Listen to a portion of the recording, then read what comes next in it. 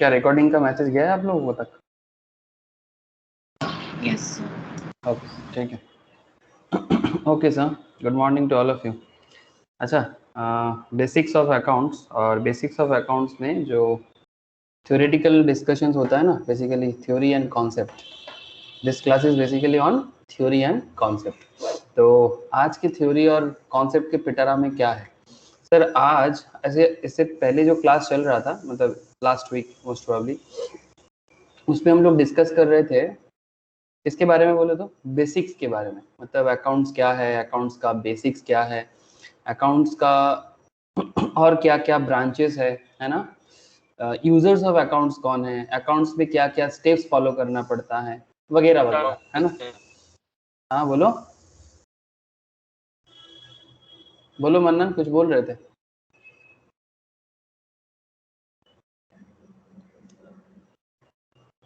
मानन कुछ बोलছিস?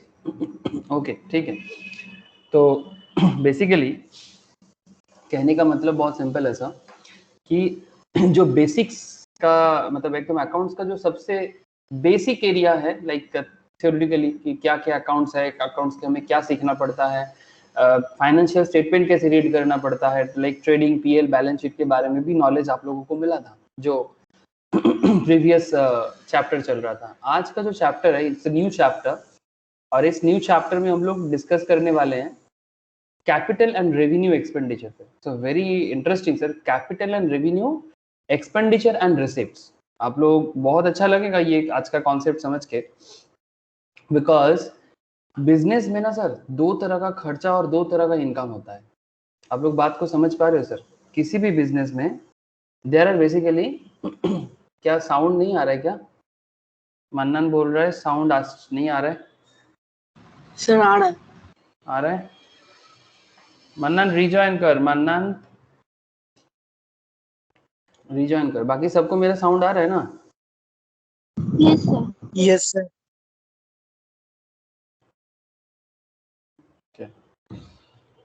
तो बेसिकली मैं जो बात कर रहा था कि बिजनेस में दो तरह का खर्चा, मतलब दो तरह का नहीं, मतलब एक होता है रेवेन्यू एक्सपेंडिचर, एक होता है कैपिटल एक्सपेंडिचर, और एक होता है रेवेन्यू रिसिप्ट और एक होता है कैपिटल रिसिप्ट। आपको बहुत अच्छा लगेगा समझ के कि इसको आइडेंटिफाई करना इतना आसान नहीं होता। जब हम लोग क्वेश्चंस करेंगे ना, तब आपको और अच्छे से समझ में आएगा कि क्यों मैं बोल रहा हूँ कि इसको आइडेंटिफाई करना इतना आसान नहीं होता। कुछ टेक्निक होता है, कुछ कैरेक्टर होता है, कुछ फीचर्स होता है जो आपको आइडेंटिफाई करना होता है। मतलब बिजनेस का खर्चा, और नॉट जस्ट कि आइडेंटिफाई करना खर्चा कैपिटल है कि खर्चा रेवेन्यू है। मतलब आई वांट टू से कि एक्सपेंडिचर जो मेरा है कैपिटल एक्सपेंडिचर है या रेवेन्यू एक्सपेंडिचर है, इसके ऊपर बेस करके अकाउंटिंग ट्रीटमेंट अलग हो जाते हैं। आप लोगों को एक सवाल पूछूं सर, आप लोग बताना कि से फॉर एग्जांपल आपका एक बिजनेस है, ठीक है, जिस बिजनेस पे आप कोई बड़ा मशीन खरीद रहे हो, ठीक है, कोई बड़ा मशीन खरीद रहे हो, या फिर से फॉर एग्जांपल आपका सॉफ्टवेयर का बिजनेस है, तो सॉफ्टवेयर के बिजनेस में कंप्यूटर बहुत इंपॉर्टेंट। तो अगर आप सॉफ्टवेयर डेवलपमेंट बिजनेस करते हो तो आपके बिजनेस में कंप्यूटर जो आप परचेस कर रहे हो, ये आपका रेवेन्यू एक्सपेंडिचर होगा कि कैपिटल एक्सपेंडिचर होगा? क्या लगता है? सिंपल सेंस में बताना। आप सॉफ्टवेयर का बिजनेस करते हो, हाँ बोलो बोलो बोलो सर। आप सॉफ्टवेयर का बिजनेस करते हो, सॉफ्टवेयर के बिजनेस में कंप्यूटर बहुत नेसेसिटी है सर।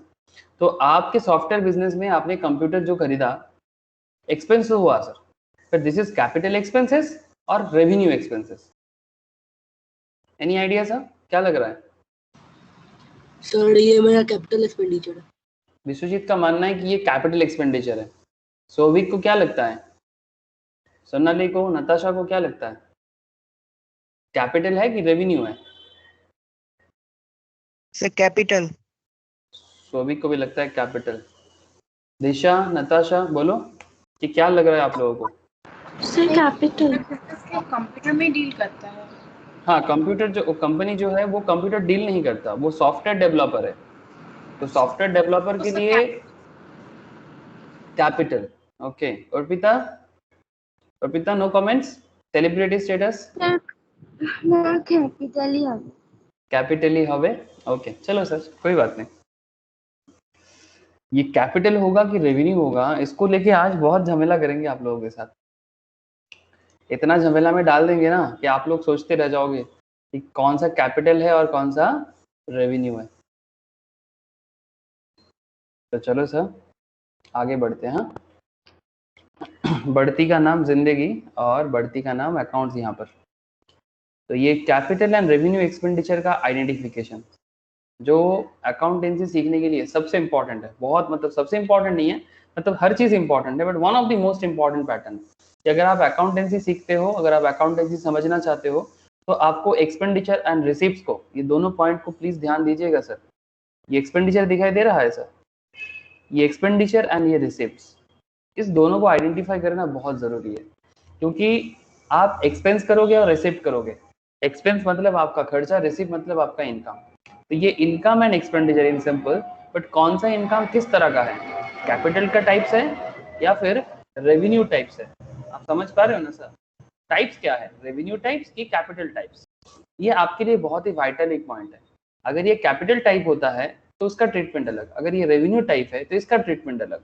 ठीक है, मतलब जब आप लोग उसको पीएल में, बैलेंस शीट में डालते हो ना, तो जब आप लोग फाइनल अकाउंट्स प्रिपेयर करोगे, ठीक है, अकाउंट्स का जो सबसे अल्टीमेट जो स्टेज है दैट इज फाइनल अकाउंट्स। तो फाइनल अकाउंट्स करने के टाइम पे ये आपके लिए बहुत बड़ा काम पड़ेगा, बहुत बड़ा एक इंपॉर्टेंट कॉन्सेप्ट रह जाएगा कि खर्चा तो है बट इसको कहाँ डाले, इसको कैपिटल ट्रीट करना चाहिए कि रेवेन्यू ट्रीट करना चाहिए, एंड उसके बेसिस में आपका पूरा का पूरा कॉन्सेप्ट बदल जाएगा। ठीक है, और आपका बिजनेस डिसीजन भी बदल जाएगा। Good morning Snehashish. Good morning sir.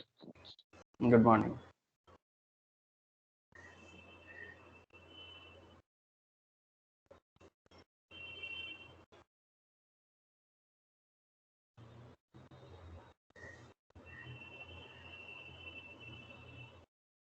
Okay, तो देखो क्या निकलता है हमारे यहाँ पर, क्या पता चलता है हमें। कैपिटल में अगर आप देखते हो, आपके पास दो कॉन्सेप्ट है यहाँ पर। क्या कॉन्सेप्ट है दो? एक कैपिटल कॉन्सेप्ट और एक रेवेन्यू कॉन्सेप्ट। कैपिटल के अंदर आप देख सकते हो एक पेमेंट है, एक रिसिप्ट है, मतलब capital payment, capital receipt. And revenue के पास भी दो कॉन्सेप्ट है, रेवेन्यू पेमेंट मतलब revenue payment and revenue receipt. Interesting है सर, बस इंटरेस्ट पॉइंट को समझने के लिए थोड़ा बैकग्राउंड को स्ट्रॉन्ग कर लेना चाहिए। तो पहले थोड़ा बैकग्राउंड को स्ट्रॉन्ग कर लेते हैं, उसके बाद क्वेश्चन आंसर करेंगे। हाँ, तो जाके और ज्यादा अच्छा हो जाएगा।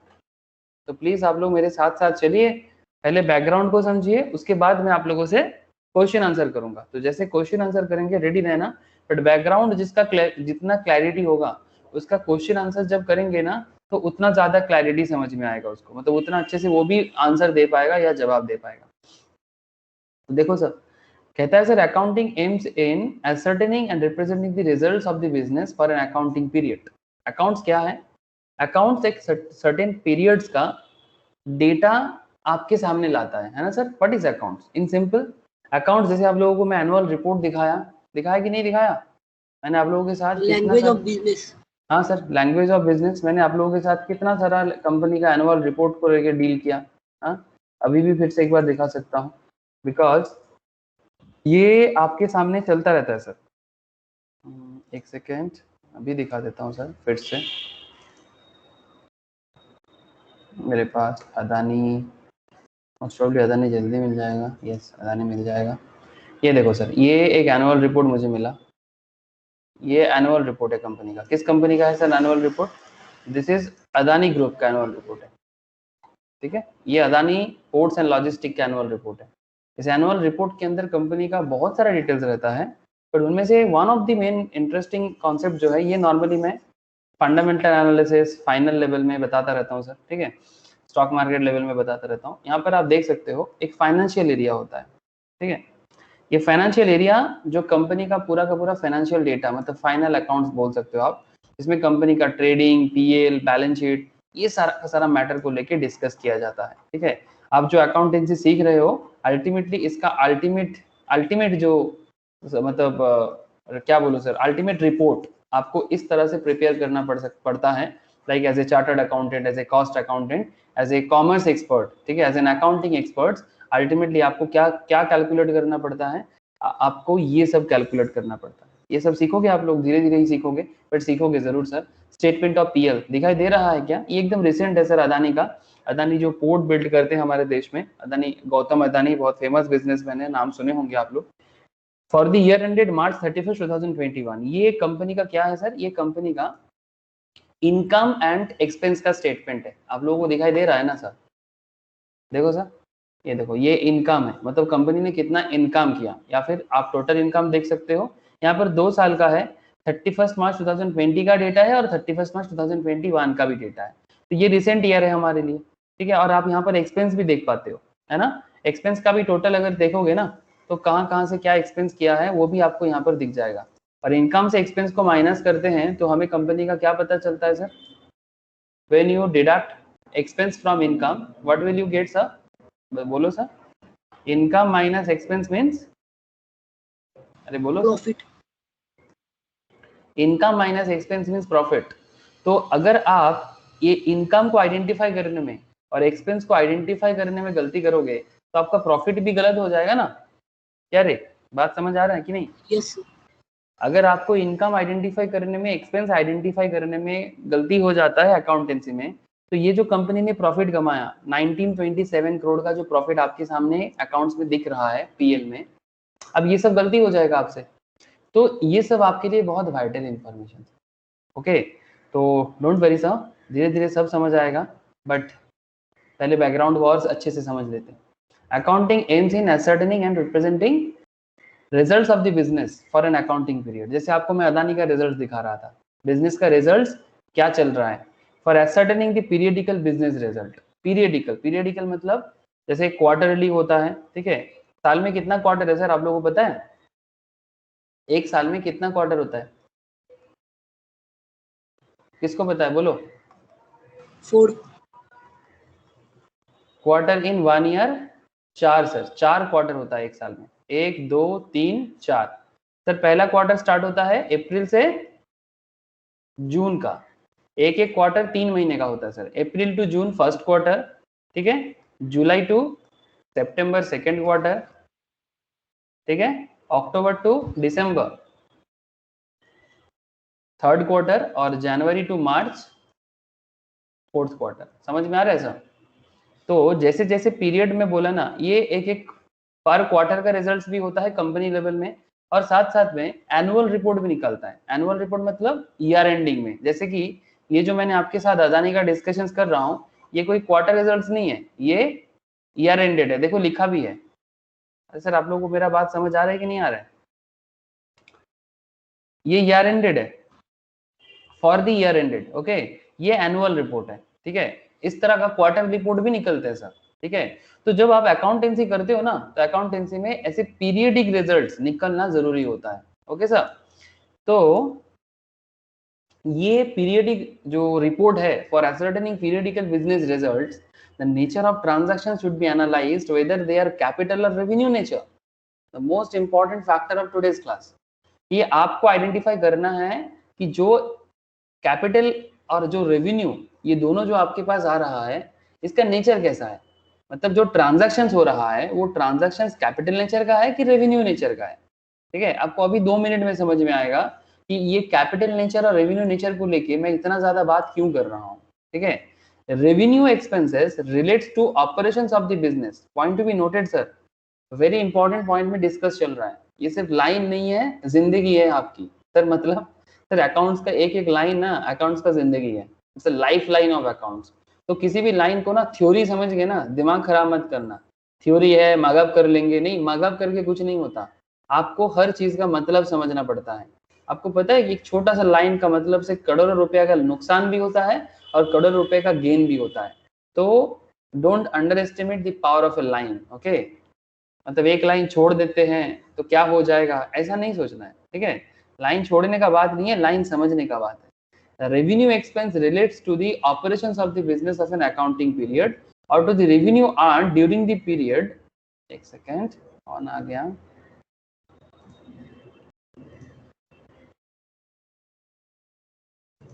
okay.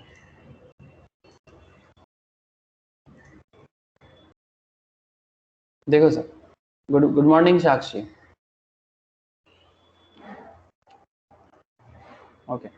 The revenue expense relates to the operations of the business of an accounting period or to the revenue earned during the period or the items of expenditure.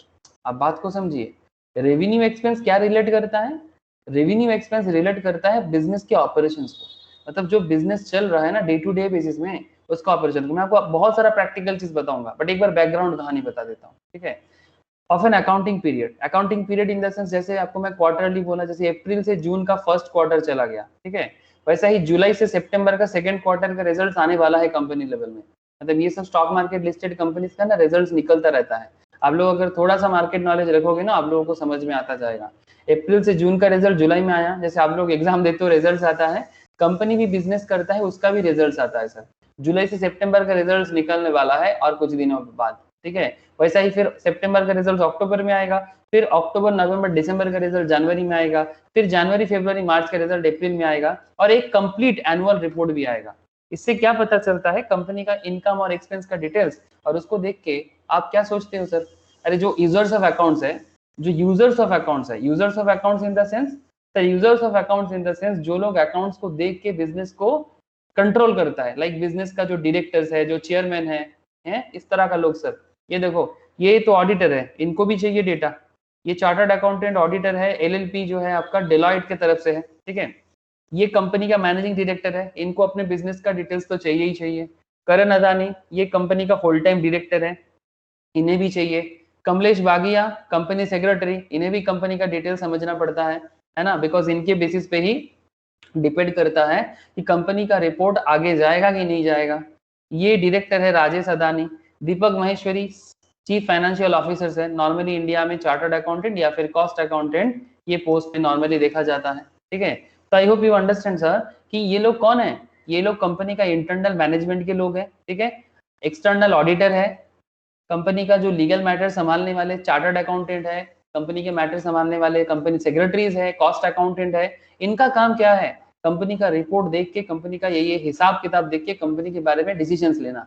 Sir और एक इंसान भी होते हैं, और एक तरह का लोग होते हैं जिनके लिए अकाउंट्स का डेटा बहुत वाइटल माना जाता है। Share holder, very good sir. Share holder, creditor, जिनके थ्रू से लोन लेके बिजनेस चल रहा है, ठीक है, जिनके थ्रू से लोन लेके बिजनेस चल रहा है, या फिर जिनके थ्रू से आप लोन पे सामान खरीद रहे हो, मतलब आपको रॉ मटेरियल सप्लाई कर रहा है, इस तरह का। जैसे ये देखो सर, आप लोग ये कंपनी का नाम सुने हो मार्केट में? जल्दी बोलो sir. Bharti Airtel. Yes sir.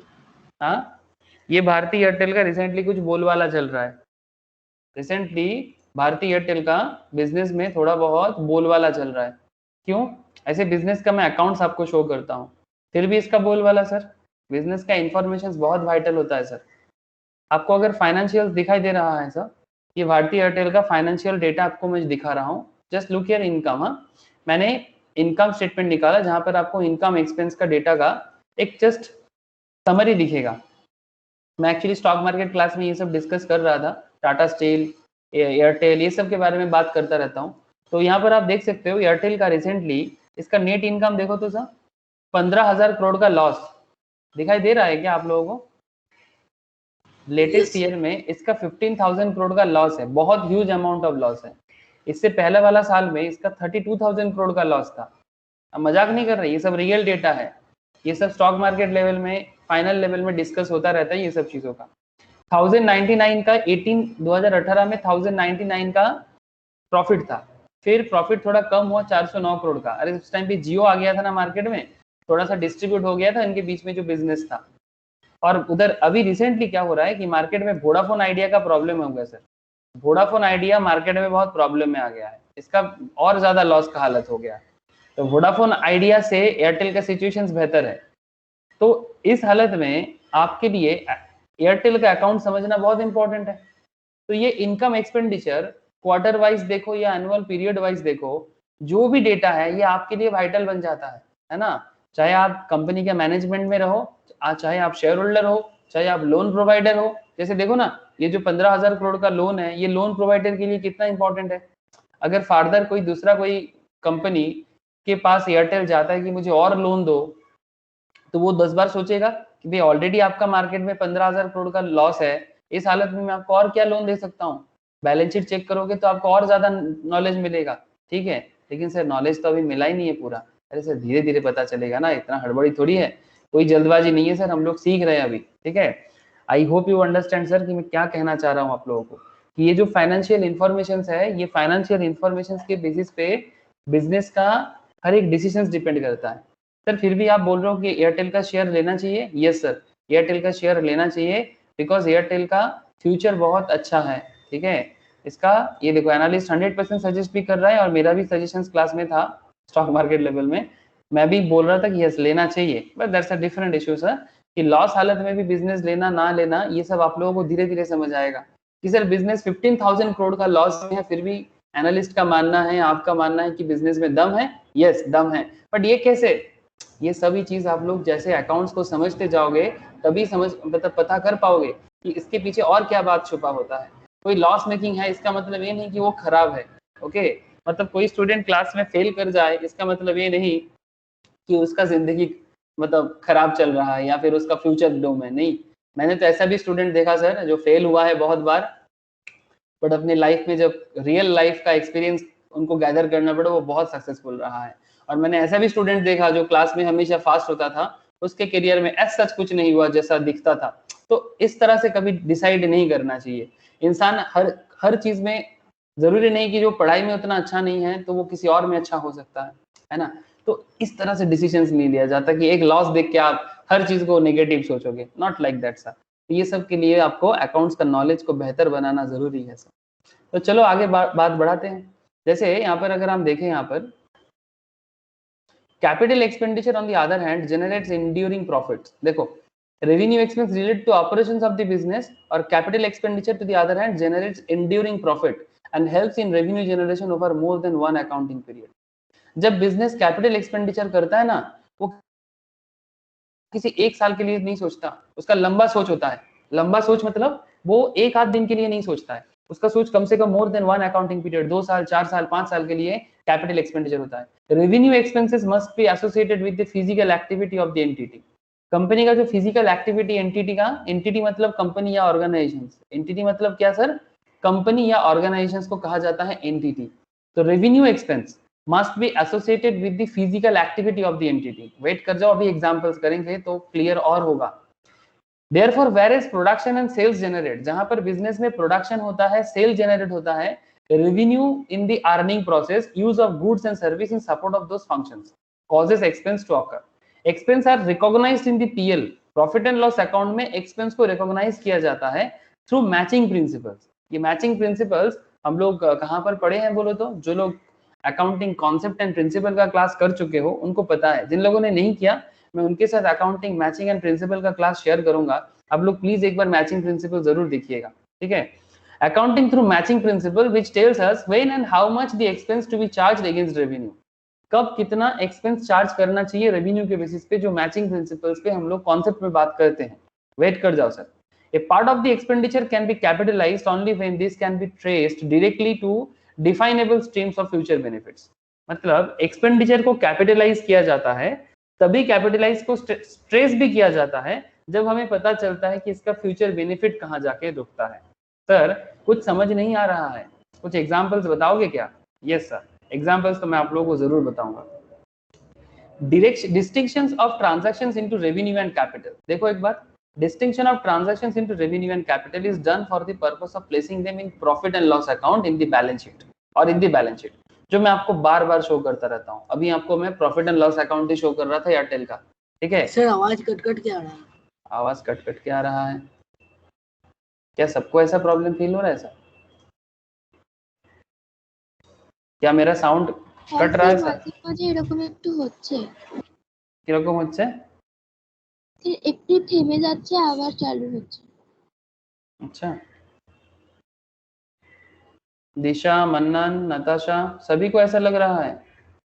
नहीं सर, मुझे कोई प्रॉब्लम नहीं हो रहा। दिशा को नो प्रॉब्लम, स्नेहाशिष को नो प्रॉब्लम। ठीक है जी सर। ठीक है अच्छा। Okay, in that case may be जिन लोगों का प्रॉब्लम लग रहा है उनका पर्सनल कुछ नेटवर्क इश्यूज है आई थिंक। ओके सर, अगर बहुत ज़्यादा प्रॉब्लम होगा तो मैं बाद में क्लास शेयर कर लूँगा आपसे, एक बार आप फिर से देख लीजिएगा। हाँ, अगर बहुत ज़्यादा प्रॉब्लम है किसी को, जैसे विश्वजीत को मुझे लग रहा है और पीता को है थोड़ा, आज बोल रहा है नॉर्मली अर्पिता का रहता नहीं है, बट अगर बाई चांस ऐसा लग रहा है तो आप लोग फिर से एक बार देख लीजिएगा, ठीक है। ओके देखो, तो जो बार बार मैं आपसे बात कर रहा हूँ sir, distinction of transactions into revenue and capital.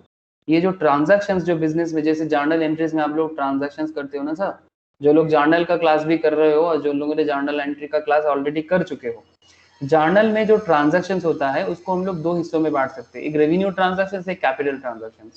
is done for the purpose of placing them in profit loss account and balance sheet. For example, revenue expenditure are shown in PL. Revenue expenditure कहाँ show होता है sir? Profit and loss account में, as their benefits are for one accounting period. Point to be noted है, यही main point है यहाँ पर, मतलब जो आपको याद रखना है कि रेवेन्यू एक्सपेंडिचर का बेनिफिट हार्डली एक अकाउंटिंग पीरियड तक रहता है, that is in which they are incurred while capital expenditure are replaced on the asset side of the balance sheet. अगर बिजनेस कैपिटल में खर्चा कर रहा है तो उसका इफेक्ट दिखता है बिजनेस के एसेट्स में, बैलेंस शीट में शो किया जाता है, as they will generate benefits for more than one accounting period and will be transferred to PL for the year on the basis of utilization of that benefit in particular accounting year. Hence, both capital and revenue expenditure are ultimately transferred to PL account. मतलब चाहे capital हो या revenue, दोनों PL में जाता है, but starting में क्या होता है, रेवेन्यू एक्सपेंडिचर तो डायरेक्टली पीएल में चला जाएगा sir, revenue expenditure directly PL में जाएगा। Revenue expenditure transfer to PL account in the year of spending. जिस पर्टिकुलर ईयर में स्पेंड करोगे, जिस पर्टिकुलर ईयर में बिजनेस का खर्चा है, अगर 1920 के में खर्चा होता है तो 1920 में ही वो पीएल में चला जाएगा। लेकिन capital expenditure are transfer to the profit and loss account of the year in which their benefits are utilised. जिस साल उसका बेनिफिट यूटिलाइज होगा उस साल में उसको पीएल में दिखाया जाएगा। Therefore, we can conclude that it is time factor which is main determinant of transferring the expenditure to PL. Also, expenses are recognized in profit and loss account through matching concept, which tells us when and how much of the expense to be charged against revenue. However, distinction between capital and revenue creates a considerable difficulty. ये बहुत तंग करेगा आप लोगों को. In many cases, borderline between the two is very thin. कई बार इतना हल्का सा फर्क होता है कि समझना मुश्किल हो जाता है, डिबेट भी छिड़ जाते हैं सर, ठीक है। आपके मन में भी डिबेट हो जाएगा, आपके साथ मेरा भी डिबेट हो जाएगा, आप बोलेंगे नहीं, मैं बोलूंगा हाँ, इस तरह का भी हो सकता है। तो आई होप कि आप लोग थोड़ा सा समझ पा रहे हो कि चल क्या रहा है। मैं एक एग्जाम्पल के तौर पे आपको अभी बता सकता हूँ। जैसे मानो कि ये आपके सामने मैंने अदानी का पीएल दिखा रहा है सर, अदानी का पीएल आपको दिखाई दे रहा है ना। इसमें अगर आपको मैं एक्सपेंस के बारे में ही बात करूं, यहाँ पर देखो ऑपरेटिंग एक्सपेंस के बारे में दिखाई दे रहा है, एम्प्लॉय बेनिफिट एक्सपेंस के बारे में दिखाई दे रहा है, ठीक है। अदर एक्सपेंसेस भी बहुत सारा है, ठीक है, अदर एक्सपेंसेस भी बहुत सारा है। फाइनेंस का कॉस्ट, मतलब लोन वगैरह लिया है उसका कॉस्ट, लोन का इंटरेस्ट का कॉस्ट भी आपको यहाँ पर शो कर रहा है, ठीक है। लेकिन यहाँ पर एक स्पेशल फैक्ट है, स्पेशल कॉन्सेप्ट क्या है कि ये जो एक्सपेंस है ये बिजनेस का डायरेक्ट एक्सपेंसेस है, मतलब ये रेवेन्यू एक्सपेंसेस है, तो इसको डायरेक्ट, जैसे ऑपरेटिंग एक्सपेंस जो बिजनेस का ऑपरेटिंग एक्सपेंस, मतलब डे टू डे बिजनेस को चलाने के लिए, कोई भी बिजनेस को डे टू डे बेसिस में चलाने के लिए पैसा का जरूरत है या नहीं है? हाँ सर, पर डे एक बिजनेस चलेगा, उसका एक खर्चा तो होगा। अरे भाई लाइट का खर्च, मतलब जो भी रेगुलर बिजनेस को ऑपरेट करने के लिए कुछ ना कुछ चाहिए होता है सर, चाहे बिजनेस कुछ भी हो। तो वो जो डे टू डे बिजनेस का रनिंग एक्सपेंसेस होता है उसको ऑपरेटिंग एक्सपेंस में, या फिर उसको हम लोग रेवेन्यू एक्सपेंस बोल सकते हैं। बट जैसे यहाँ पर अगर आप देखोगे डेप्रिसिएशन एंड अमोर्टाइजेशन एक्सपेंस, ये क्या है? 619 करोड़ का हिसाब है, 619 करोड़ का, 619 करोड़ का एक हिसाब यहाँ पर है। तो ये हिसाब क्या है? डेप्रिसिएशन किस चीज का होता है सर? डेप्रिसिएशन एसेट का होता है। हाँ बोलो, डेप्रिसिएशन किसका होता है? एसेट का होता है। मतलब अगर आपके बिजनेस में कोई एसेट है, उस एसेट को जब आप यूटिलाइज करते हो तो उसका वैल्यू क्या हो जाता है सर? कम हो जाता है ना। से फॉर एग्जांपल आप लोगों के पास लैपटॉप मोबाइल है ना सर, लैपटॉप कंप्यूटर मोबाइल। जैसे मानो कि किसी के पास एक लैपटॉप है, उसने वो लैपटॉप, किसके पास लैपटॉप है जल्दी बोलो? विश्वजीत है तेरे पास? नहीं है? अच्छा, तो विश्वजीत का लैपटॉप कितने में परचेज किया था विश्वजीत, जल्दी बता। 25,000 में, ठीक है। विश्वजीत कितना दिन पहले परचेज किया था? 1 month। अगर आज किसी को सेल करोगे तो क्या 25 में बेच सकते हो? No sir. कितना हो जाएगा? 23, 22। 23, 22। तो एक महीने में 3000 रुपये तुम कम कर दिए, अभी 22,000 ही दाम होगा, तो एक मंथ में 3000 कम कर दिया। क्यों? बिकॉज इसका डिप्रिसिएशन है। Yes, natural wear and tear के कारण, नेचुरल वेयर एंड टियर के कारण, यूज के कारण हर एसेट का वैल्यू कम होता है, एक्सेप्ट लैंड। लैंड का अलग कॉन्सेप्ट है, बाद में बात करूंगा सर। तो कहने का मतलब बहुत सिंपल है कि आपके बिजनेस पे जो भी मशीन्स रहेगा उसका उसका जो वैल्यूएशन है ना, वो पर ईयर के बेसिस में, यूटिलाइजेशन के बेसिस में उसका वैल्यू यूज होता है, ठीक है। और जो वैल्यू होता है उसको डिप्रिसिएशन के तौर पे चार्ज किया जाता है पीएल में। लेकिन सर एसेट कहाँ है? एसेट कहाँ दिखता है? asset side, balance sheet. Sir asset balance sheet के एसेट में दिखता है। ये देखो सर, ये देखो sir, property plant and equipment दिखाई दे रहा है ना, 9,845 करोड़ के आसपास इनके पास एसेट्स है, जिनका डेप्रिसिएशन का अलग हिसाब आपको पीएल में दिखाई दे रहा है। मतलब यही सब प्रॉपर्टी प्लांट एंड इक्विपमेंट का डिप्रिसिएशन चार्ज होता है पीएल में। दैट मीन्स चाहे, अच्छा एक चीज मुझे बताओ, अगर कोई बिजनेस अपने बिजनेस पे प्लांट एंड इक्विपमेंट में खर्चा कर रहा है, क्या ये एक्सपेंडिचर नहीं है? जल्दी बोलो सर, क्या प्लांट इक्विपमेंट का खर्चा एक्सपेंस है या नहीं है? ये जो 9 है ना, ऑब्वियसली खर्चा तो है। तो 9,845 करोड़ खर्चा करके एसेट लिया है, तभी उसका दिख रहा है वैल्यू यहाँ पर 9,845 करोड़। इसका मतलब बहुत सिंपल है सर, कि आप एक्सपेंस तो एसेट के लिए भी करते हो, बट एसेट का यूज के बेसिस पे उसका डिप्रिसिएशन पीएल में चार्ज होता है। एसेट कभी पीएल में चार्ज नहीं होता, पॉइंट टू बी नोटेड। हाँ सर, प्लांट एंड इक्विपमेंट जैसे एसेट जो भी होता है आपके बिजनेस पे, वो कभी पीएल में चार्ज नहीं होगा, बट उसका डिप्रिसिएशन को आप पीएल में शो करते रहते हो, ठीक है। तो पीएल में तो जाना है, बट जिसका यूज, अच्छा एक प्लांट इक्विपमेंट क्या 1 ईयर के लिए होता है या मोर देन 1 ईयर के लिए होता है? Business More than 1 year. Obviously simple सा लॉजिक काम कराना सर, मोर देन 1 ईयर के लिए आप अपने बिजनेस का एसेट परचेस करते हो। ऐसा नहीं कि आज परचेस कर लिए कल बेच दिए, ऐसा तो नहीं करोगे ना। एसेट है, चलेगा, लंबा चलेगा सर, कम से कम 5 साल तो चलेगा, 4 साल 5 साल चलेगा एसेट्स। तो उसका यूज के बेसिस पे उसका एक्सपेंस को आप डिप्रिशिएट करते करते करते करते 5 साल 6 साल में एक चैप्टर भी आएगा डिप्रिसिएशन बोल के, तब और मजे से समझना इसको, ठीक है। बट कहने का मतलब बहुत सिंपल है, खर्चा दोनों है। कुछ खर्चा 1 साल के लिए खत्म हो जाता है जिसका यूटिलाइजेशन, और कुछ खर्चा जो एसेट के तौर पे होता है बट वो थोड़ा लंबा चलता है। बट दोनों खर्चा ही इंपॉर्टेंट है। बट अगर वो कैपिटल एक्सपेंडिचर है, point to be noted sir, अगर एक्सपेंडिचर कैपिटल वाला है, अगर एक्सपेंस कैपिटल वाला है, तो वो एसेट साइड में भी शो करता है बैलेंस शीट में, और उसका यूटिलाइजेशन समय के साथ साथ पीएल अकाउंट में जाएगा, ठीक है। उसका यूटिलाइजेशन समय के साथ साथ, टाइम के साथ साथ पीएल में जाएगा। लेकिन जो रेगुलर रेवेन्यू एक्सपेंडिचर है वो सिर्फ और सिर्फ पीएल में आता है, वो बैलेंस शीट में नहीं जाता। बात समझ में आ रहा है सर? हेलो, क्या आप लोग कॉन्सेप्ट समझ पा रहे हो Yes, sir? sir. Yes, sir. Okay sir, ठीक है, अभी और समझ आ जाएगा। Consideration in determining capital and revenue. अब ये रेवेन्यू और कैपिटल को आइडेंटिफाई करने का क्या कॉन्सेप्ट है? The basic consideration is distinction between capital and revenue. इसके लिए आपको बिजनेस का नेचर समझना पड़ेगा। क्या समझना पड़ेगा? बिजनेस का nature, nature of a business. For a trader dealing in furniture, जो ट्रेडर है जो फर्नीचर का डील करता है, purchase of furniture is revenue expenditure, but for any other trade the purchase of furniture should be treated as capital expenditure. अरे sir, जो furniture का business करता है उसके लिए फर्नीचर का एक्सपेंस करना एसेट नहीं हो सकता। आप जिस चीज का धंधा करते हो वो चीज आपका कैपिटल नहीं हो सकता। मतलब कहने का मतलब है कैपिटल एसेट नहीं हो सकता। आप जो चीज का बिजनेस करते हो वो आपके लिए रेवेन्यू एक्सपेंडिचर है। मतलब वो, जैसे मानो कोई फर्नीचर परचेस करके क्या बोलेगा, मैं 4 साल 5 साल बाद फर्नीचर बेचूंगा? जल्दी बोलो।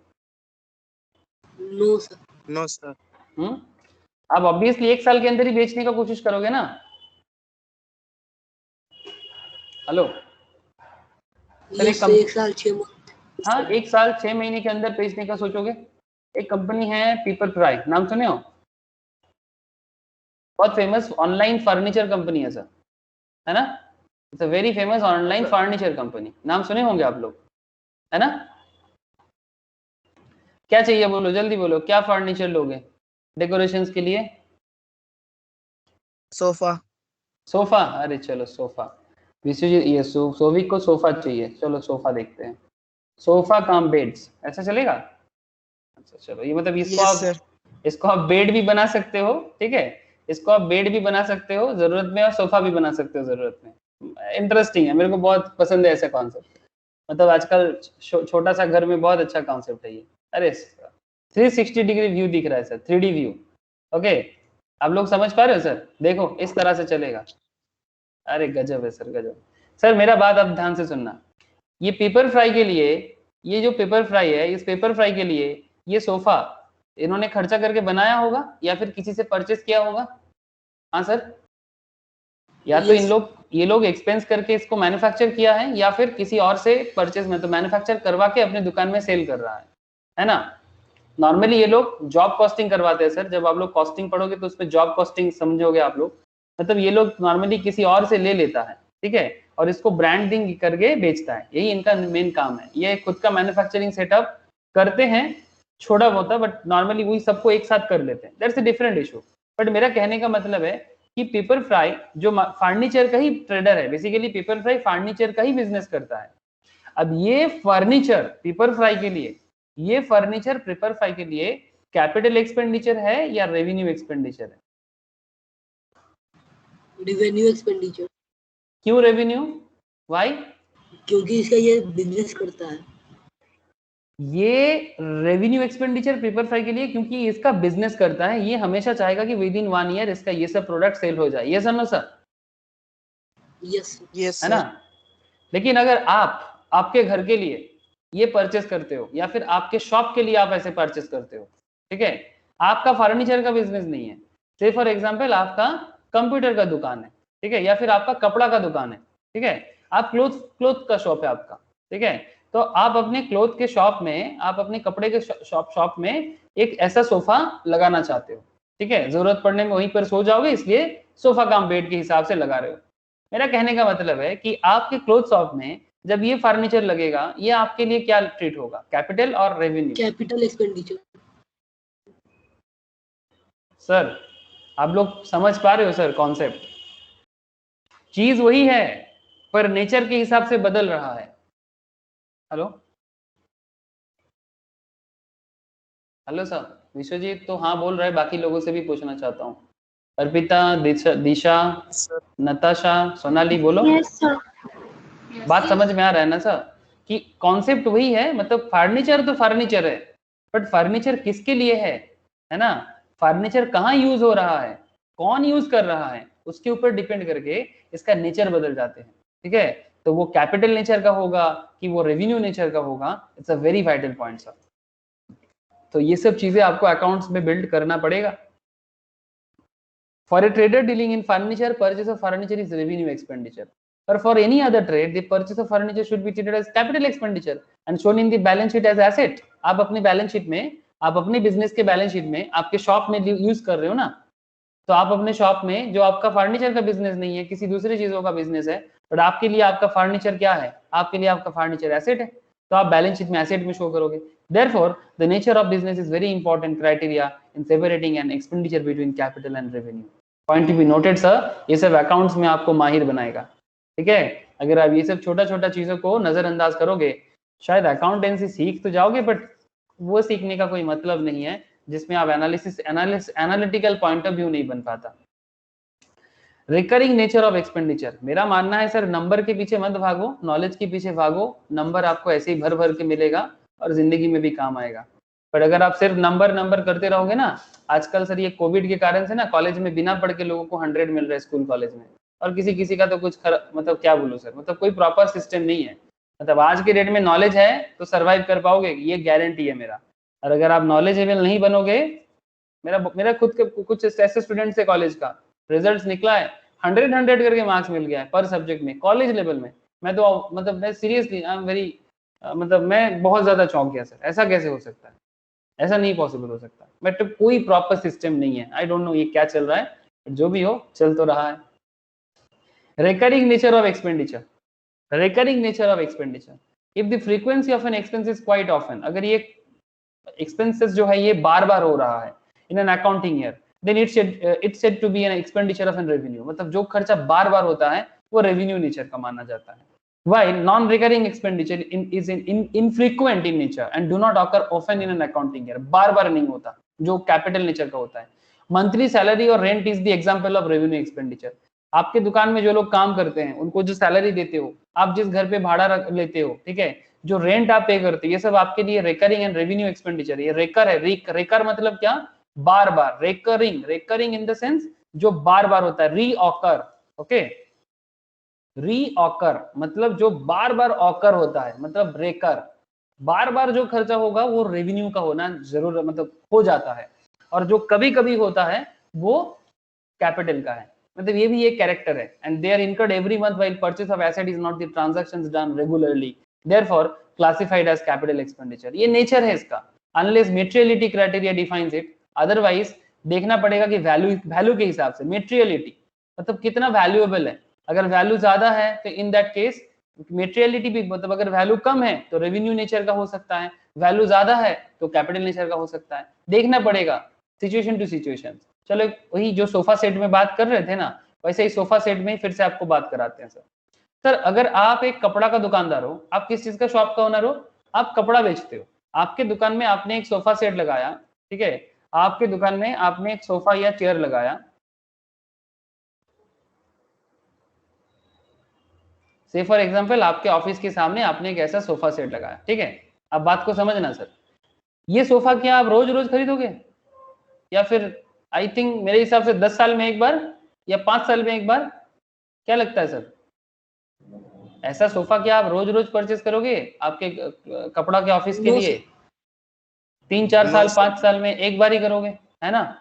लेकिन पेपर फ्राई इस तरह का सोफा एवरी मंथ परचेस करेगा, क्योंकि ये उसका अरे बोलो, ये उसका बिजनेस है ना. बात समझ में आ रहा नहीं? ये इसका बिजनेस है. तो पेपर फ्राई इस तरह का एक ही सोफा रहेगा कि उसके पास ऐसा और भी सोफा रहेगा? मतलब सपोज मानो कि आप और रहेगा. ऐसे ऐसे हो सकते कि ऐसे 10 सैंपल्स हैं उनके पास सेम टाइप ऑफ, है ना, ऐसे 6-10 तरह का है ऐसे सेम काइंड ऑफ, है ना, क्योंकि वो इसका बिजनेस करता है तो वो एवरी डे भी परचेस कर सकता है. तो नेचर समझना पड़ेगा. मतलब वैल्यू शायद आपके लिए भी ये 40,000 का है, उसके लिए भी ये शायद 40,000 का है, से फॉर एग्जांपल. लेकिन ये 40,000 में इसका वैल्यू आपके लिए भी एसेट है, बट इसके लिए एसेट मतलब आपके लिए कैपिटल है, बट उसके लिए रेवेन्यू है ना. चलो सर, आप लोगों को फर्नीचर से बता रहा हूँ. एक स्पेशल बात पूछता हूँ आपसे. सर आप लोग इस कंपनी का नाम सुने हो, डीएलएफ? हाँ सर, नाम सुने हो कि नहीं सुने हो डीएलएफ का नाम? Yes sir. क्या करता है डीएलएफ? बिल्डिंग बनाता है. Very good sir. डीएलएफ इस तरह का कॉम्प्लेक्स बनाता है ना. आईपीएल भी पहले बोलता था डीएलएफ, आईपीएल. डीएलएफ जो है सर ये एक real estate. Very good sir. Sir आपने कुछ फ्लैट परचेज किया खुद के लिए, 1 या 2 फ्लैट आपका पर्सनल फ्लैट है, तो आपके लिए फ्लैट एसेट है कि लाइक मतलब किस तरह का एसेट है? आप जो परचेज करोगे आपके लिए वो किस तरह का एसेट है? Fixed asset. आपके लिए फिक्स एसेट्स है. हाँ फिक्स तो है, बट मैं बोलना चाहता हूँ कि कैपिटल नेचर का है कि रेवेन्यू नेचर का है? Capital nature. लेकिन डीएलएफ जो फ्लैट खरीदेगा मतलब खरीदा बेचा करेगा, डीएलएफ के लिए कैसा फीलिंग आ जाएगा? Revenue nature. डिपेंड करता है सर, ठीक है. बट ये डे टू डे बेसिस में वो भी उसके लिए कैपिटल नेचर का हो सकता है, ठीक है. लेकिन ये इसके लिए एक प्रोडक्ट की तरह है. डीएलएफ के लिए ऐसा बिल्डिंग उनका प्रोडक्ट की तरह है, तो वो इसका डेली का मतलब ये उसका रेवेन्यू नेचर का आ जाएगा, बिकॉज फ्लैट का डीलिंग्स करना ही डीएलएफ का काम है. तो वो भी देखना पड़ता है कि वो बिल्डिंग को किस तरह से यूज कर रहा है, क्या पर्पस है, उसके ऊपर डिपेंड करता है. तो ये एक वन ऑफ द रीजंस है कि रिकरिंग नेचर ऑफ एक्सपेंडिचर. अगर एक्सपेंडिचर बार बार होता है तो रेवेन्यू, अगर एक्सपेंडिचर थोड़ा बहुत मतलब एक गैप के थ्रू से हो रहा है एसेट के पीछे, तो वो आपका कैपिटल. पर्पस ऑफ एक्सपेंस क्या है? Expense for repairs of machines. Suppose आप मशीन्स को रिपेयर कर रहे हो, may be incurred in course of normal maintenance of an asset. Asset का मेंटेनेंस कॉस्ट के लिए such expense are revenue in nature. On the other hand expenditure incurred for major repair of the asset so as to increase its productivity capacity is capital in nature. जैसे मानो आपके पास एक mobile phone है या फिर आपके पास एक laptop है. आपका लैपटॉप में 4 GB रैम आया था, बट आपने अपने लैपटॉप में 4 GB की जगह 8 GB का रैम लगाया, ये कैसा एक्सपेंस माना जाएगा? कैपिटल नेचर कैपिटल का। एक्सपेंस। आप बात समझ पा रहे हो सर? हेलो, विश्वजीत ने सही जवाब दिया, आप लोगों को समझ में आया सर? बाकी लोगों को भी पूछ रहा हूँ। 4 GB का रैम के साथ लैपटॉप आया था, 4 GB का लैपटॉप में आप 8 GB का लैपटॉप रैम लगा दिया, तो आपका एसेट का वैल्यू बढ़ गया सर, प्रोडक्टिविटी कैपेसिटी बढ़ गया। जब एसेट का प्रोडक्टिविटी कैपेसिटी बढ़ जाता है तो वो कैपिटल नेचर का हो जाता है। बट सपोज मानो कि आपने अपने लैपटॉप में रिपेयर मेंटेनेंस की तरह खर्चा कर रहे हो, कुछ दिन यूज किया, रैम में प्रॉब्लम था, आपने ऐसे ही एक 4 GB का रैम लगाया फिर से, ठीक है, एक मेंटेनेंस के लिए, बट वो भी आपका मतलब मेंटेनेंस है, वो आपका प्रोडक्टिविटी कैपेसिटी नहीं बढ़ा रहा है, कैपेसिटी जैसा था वैसा ही है, रैम में प्रॉब्लम था, उसके पीछे खर्चा हो रहा है, मतलब अपग्रेडेशन कुछ नहीं हो रहा है, जस्ट मेंटेनेंस हो रहा है। तो आपको देखना पड़ेगा कि कौन सा मेंटेनेंस है, कौन सा प्रोडक्टिविटी कैपेसिटी को एनहांस करता है, उस पर डिपेंड करता है कि वो कैपिटलाइज नेचर का होगा कि रेवेन्यू नेचर का होगा। ठीक है, मतलब cost is not important always, nature भी बहुत इंपॉर्टेंट है। तो पर्पस ऑफ एक्सपेंस क्या है, आपको इसे भी नजर देखना चाहिए। ठीक है, अरे सर समझ आ रहा है कि नहीं? Effect on revenue generating capacity of business, effect on revenue generating capacity of business, the expense which help to generate income, revenue in the current period or revenue in nature, and should be matched against the revenue earned in the current period. revenue का matching concept बहुत जरूरी है, जिस period में खर्चा हो रहा है उसी पीरियड में इनकम भी होता है। On the other hand, if expenditure helps to generate revenue over more than one accounting period, मतलब आज खर्चा करते उसका रेवेन्यू बाद में मिलेगा, तो वो कैपिटल एक्सपेंडिचर। सिंपल सी बात है, मानो कि आपके पास आप एक मशीन परचेस करते हो, ठीक है, एक चलो एक अच्छा बात करते हैं, एक मशीन परचेस करते हैं सर। आप लोग पिज्जा मशीन देखे हो, पिज्जा वेंडिंग मशीन, इसके बारे में पहले भी किसी क्लास में शायद बोला था कि पिज्जा वेंडिंग मशीन का बिजनेस कर लो। आप पिज्जा वेंडिंग मशीन परचेस करते हो सर, इसका दाम है ऑलमोस्ट वही 3-3.5 लाख होगा, ठीक है। आप अपने लोकेलिटी में ये 3.5 लाख का पिज्जा मशीन लगा दिए, तो क्या 3.5 लाख का पिज्जा मशीन आपको अभी रेवेन्यू दे देगा? हाँ सर, नो सर, धीरे धीरे धीरे धीरे आएगा। तो क्या इसका इनकम और एक्सपेंडिचर उसी अकाउंटिंग पीरियड में मैच कर जाएगा कि मैंने इसी साल 3.5 लाख का मशीन खरीदा था और मेरे को इसी साल 3.5 लाख का अर्निंग हो गया? क्या ऐसा पॉसिबल है? No sir, no sir, no sir, ये more than one accounting period तक चलेगा, है ना। लेकिन अगर कोई रेवेन्यू एक्सपेंस होता है ना sir, revenue income revenue expense होता है, जैसे मानो कि आपने 3.5 लाख का, अगर आप पिज्जा का मशीन का ही बिजनेस करते, मतलब आप पिज्जा वेंडर नहीं हो, आप पिज्जा नहीं बेचते, आप पिज्जा मशीन बेचते हो, तो आप अगर 3.5 लाख का मशीन परचेस किया और उसको 4 लाख में बेचा, तो 3.5 लाख का मशीन 4 लाख में बेचा, वो सेम अकाउंटिंग पीरियड में हो जाएगा अगर आप पिज्जा मशीन का ही बिजनेस करते हो, है ना। इसी पर्टिकुलर ईयर में 1920 में ही आपका बिजनेस एक 3,50,000 का मशीन परचेस किया और फिर 1920 में ही उसने एक 4 लाख का मशीन, उसको उसी मशीन को 4 लाख में सेल कर दिया, तो मैच करेगा ना। रेवेन्यू नेचर में क्या होता है, income expenditure current accounting period में मैच कर जाता है, बट कैपिटल एक्सपेंडिचर में सेम पर्टिकुलर ईयर में मैच नहीं करने का चांसेस बहुत कम है। आप बात समझ पा रहे हो sir? Effect on revenue generating capacity of business, is this point clear sir? अगर किसी को कोई भी डाउट है पूछ सकते हो सर कि सर मुझे ये पॉइंट समझ में नहीं आया। Hello sir, any doubt sir? किसी को कोई डाउट लग रहा है? Effect on revenue generating capacity, Arpita, Disha, Natasha, सभी को पूछ रहा हूँ सर। सोनाली बोलो, effect on revenue generating capacity of business, any doubt sir?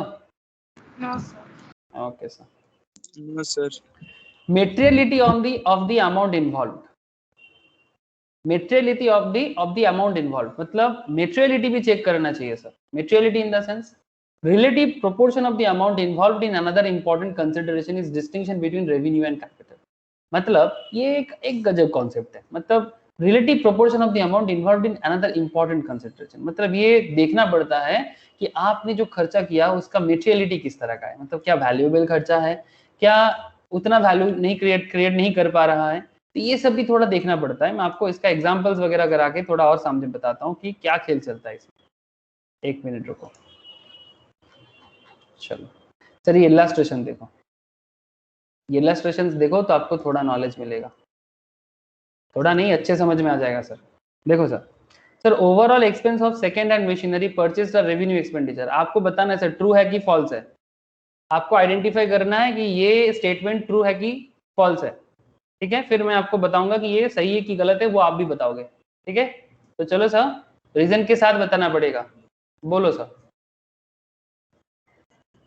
Overall expense of second hand machinery purchase और revenue expenditure, second hand machinery पे बहुत ओवरऑल खर्चा किया आपने, तो ये परचेज मशीनरी में सेकेंड हैंड मशीनरी जो परचेज आपने किया था उस पर ओवरऑल एक्सपेंस किया आपने, ये रेवेन्यू एक्सपेंडिचर बोला जा रहा है स्टेटमेंट में। क्या ये सही है?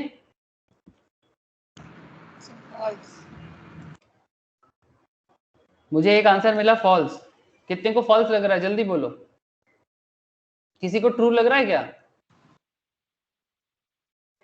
सेकेंड हैंड मशीनरी में एक ओवरऑल एक्सपेंस किया जा रहा है, इज दिस कैपिटल एक्सपेंडिचर और रेवेन्यू एक्सपेंडिचर? क्वेश्चन बोला है रेवेन्यू और मुझे आंसर मिला फॉल्स। वेरी गुड सर, मुझे दो फॉल्स मिल गया। चलो चेक करते हैं answer. Yes sir, this is a false. Very good sir, ये फॉल्स है। कैसे पता चला? Because overall expense are incurred to put second hand machinery in working conditions. मतलब ये जो ओवरऑल एक्सपेंस किया गया ना सेकेंड हैंड मशीनरी पे, ये सेकेंड हैंड मशीनरी को वर्किंग कंडीशंस पे लाने के लिए है। ऐसा नहीं कि इस मशीन का प्रोडक्टिविटी बढ़ जाएगा, ठीक है।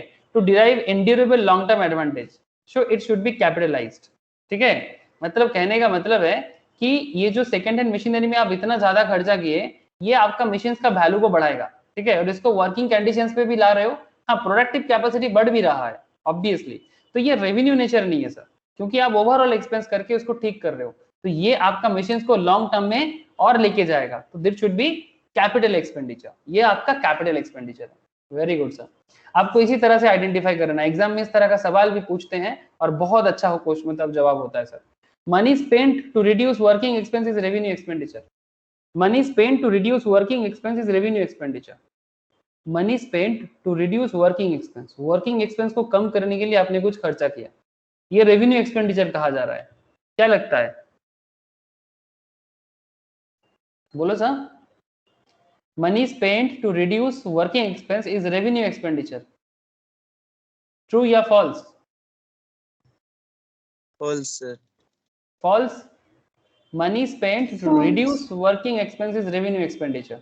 वर्किंग एक्सपेंस को कम करना रेवेन्यू एक्सपेंडिचर है कि कैपिटल एक्सपेंडिचर है? देखो सर, फॉल्स है। It may be reasonably presumed that money spent for reducing revenue expenditure would have generated long term benefits to the entity, ठीक है।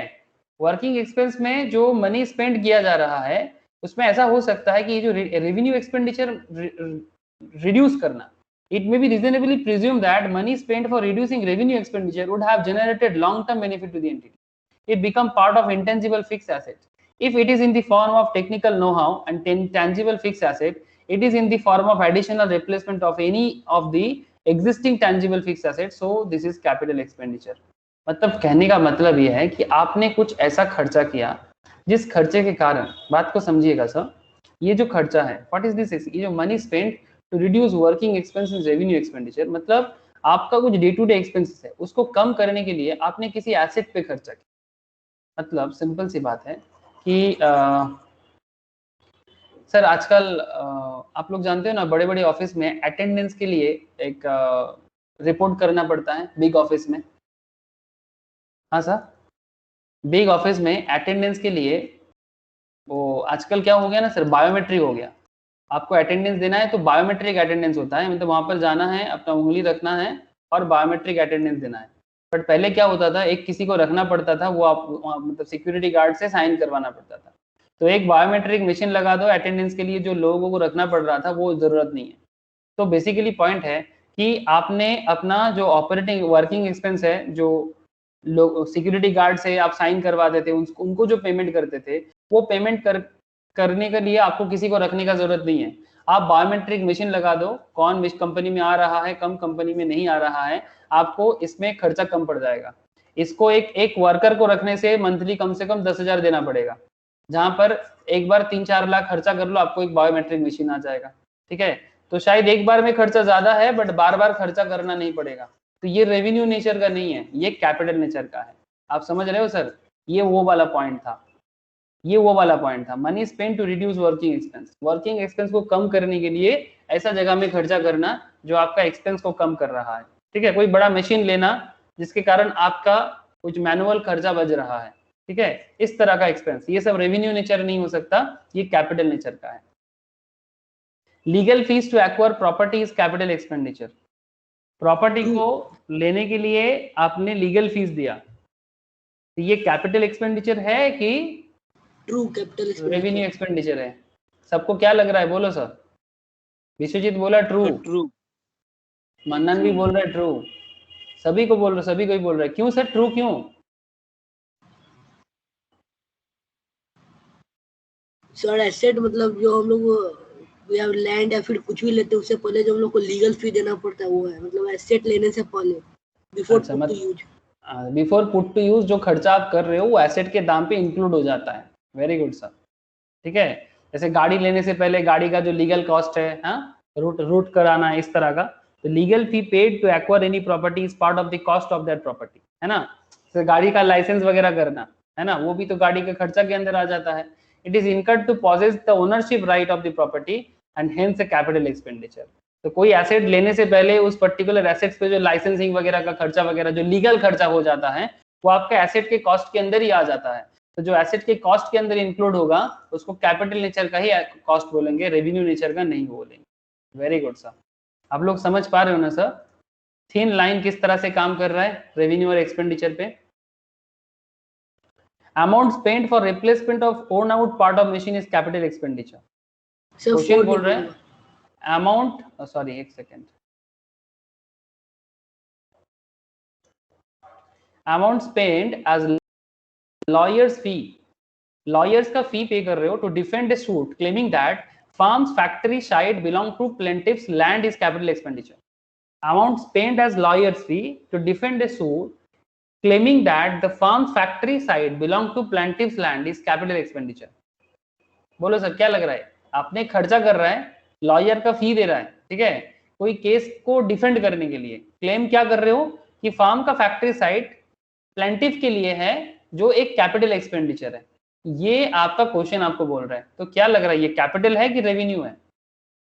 ये भी एक तरह का लीगल फी है, ये भी एक तरह का लीगल फी है, बट क्या ये लीगल फी आपका कैपिटल है कि रेवेन्यू है? रेवेन्यू। सर देखो पहले वाला भी लीगल फी था, ये भी लीगल फी है, but legal expense incurred to defend a suit, मतलब कोई केस को लड़ने के लिए जो आप खर्चा कर रहे हो, क्लेमिंग दैट फार्म का factory site belongs to plaintiff is maintenance expenditure of the asset, मतलब वो आपका एसेट को मेंटेन करने का एक खर्चा है जो आप लॉयर को दे के अपना फैक्ट्री साइट को मेंटेन कर रहे हो। By this expense neither any endurable benefit can be obtained in future, पता नहीं कि फ्यूचर में वो जमीन आपका होगा नहीं होगा, बट ये एक मेंटेनेंस कॉस्ट है कि भाई चलो केस लड़ते हैं और उसके लिए लॉयर को फीस भरते हैं। In addition to that what is presently available nor the capacity of the asset will be increased, मतलब ये जो करेंटली एसेट है, ये जो खर्चा आप कर रहे हो लॉयर के लिए, इसमें आपका एसेट का कैपेसिटी भी नहीं बढ़ रहा है, तो मेंटेनेंस कर रहे हो आप बेसिकली एसेट को बचाने के लिए या फिर एसेट को क्लेम करने के लिए। In relation to asset is revenue expenditure, तो एसेट को बचाने के लिए या फिर एसेट को क्लेम करने के लिए आपने लॉयर को कुछ एक्सपेंस देके कोर्ट में केस लड़ रहे हो कि हाँ ये जमीन मेरा हो सकता है या फिर ये मेरा ही है, तो ये बेसिकली एक तरह का ऐसा कॉन्सेप्ट है।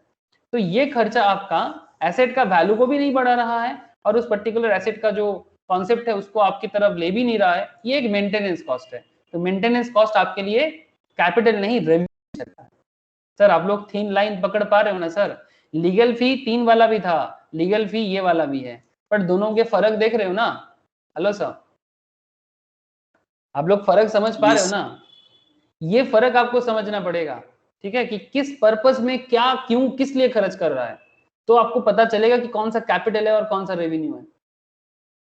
अमाउंट स्पेंड, अच्छा 5 नंबर देखो, amount spend for replacement of worn out part of machine is capital expenditure. Amount replace कर रहे हो, कोई ओन आउट हो गया पार्ट के लिए मशीन्स का, जो एक कैपिटल एक्सपेंडिचर, ये क्वेश्चन बोल रहा है, ये कैपिटल है कि रेवेन्यू है? So false revenue. देखो sir, amount spend for replacement of any own out part of the machine is revenue expense since it is part of its maintenance cost. कोई छोटा मोटा ऊर्जा पुर्जा खराब हो गया, उसको चेंज कर रहे हो, वो कभी कैपिटल एक्सपेंडिचर नहीं हो सकता, ठीक है, वो हमेशा रेवेन्यू एक्सपेंडिचर ही होगा, मेंटेनेंस कॉस्ट के अंदर आ जाता है। तो मेंटेन करने का कॉस्ट, चाहे वो लीगल केसेस के लिए हो, चाहे वो कोई कार के लिए हो, अल्टीमेटली वो रेवेन्यू नेचर का होगा, कैपिटल नेचर का नहीं। तो ये पॉइंट ध्यान रखिएगा सर, इस तरह का पॉइंट को ध्यान रखिएगा। अच्छा ठीक है सर, आई होप कि आप लोग समझ पा रहे हो। तो अभी आप लोगों को मैं कुछ काम देता हूँ, ठीक है। क्या काम है सर?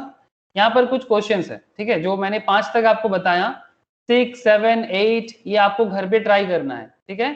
आंसर बाद में देखना, पहले खुद से ट्राई करना, ठीक है। आंसर बाद में चेक करना, पहले खुद से ट्राई करना। ऐसे यहाँ पर बहुत सारा इलस्ट्रेशन है, इलस्ट्रेशन 2, ठीक है, इलस्ट्रेशन 2 है, ठीक है, ये पूरा का पूरा इलस्ट्रेशन थी। ये दोनों आप लोग जरूर घर पे ट्राई करना, जो बाकी मैंने यहाँ रखा और ये बाकी ये वाला इलस्ट्रेशन, ये दोनों इलस्ट्रेशन आप लोग घर में ट्राई करके मेरे को आंसर भेजना। फिर बाद में मैं आप लोग सोल्यूशंस आप लोग देखना, और कोई डाउट होगा तो मैं आपसे बात भी करूंगा, ठीक है। कोई डाउट है कि सर मुझे ये समझ नहीं आ रहा है, तो वो भी आपके साथ मैं बात करूंगा कि सर क्यों समझ नहीं आ रहा है, I will also talk. And फिर नेक्स्ट क्लास में हम लोग चर्चा करेंगे sir capital receipt and revenue receipt. जैसे अभी हम लोग एक्सपेंडिचर के तौर मतलब बारे में बात कर रहा था, उसके बाद हम लोग रिसिप्ट के बारे में बात करेंगे, ठीक है सर। लेकिन पहले एक्सपेंडिचर समझ जाए, उसके बाद ही रिसिप्ट में बात करेंगे, ठीक है। तो एक्सपेंडिचर का जो होमवर्क रहा वो मैं आप लोगों को अलग से भी दे दूंगा। आप लोग प्लीज एक बार अच्छे से उस एक्सपेंडिचर को मतलब होमवर्क को अच्छे से करना और मुझे शेयर करना, जो भी आप आइडेंटिफाई करते हो, ठीक है सर।